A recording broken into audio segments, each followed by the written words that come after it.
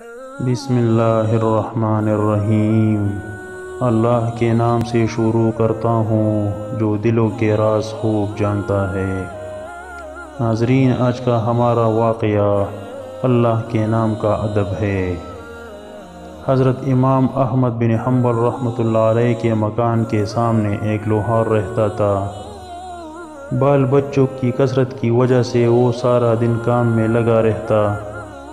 اس کی عادت تھی کہ اگر اس نے ہتھوڑا ہوا میں اٹھایا ہوتا کہ لوہا کوٹ سکے اور اسی دوران اذان کی آواز آ جاتی تو وہ ہتھوڑا لوہے پر مارنے کی بجائے اسے زمین پر رکھ دیتا اور کہتا کہ اب میری پروردگار کی طرف سے بلاوا آ گیا ہے، میں پہلے نماز پڑھوں گا پھر کام کروں گا۔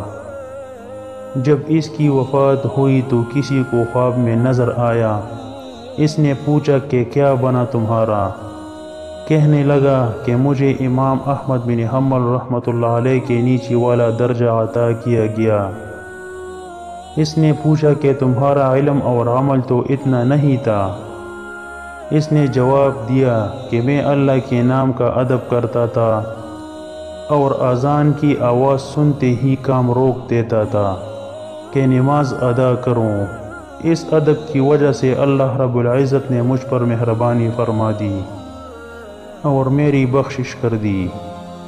ناظرین، میں امید کرتا ہوں کہ آپ کو میری یہ ویڈیو پسند آئی ہوگی۔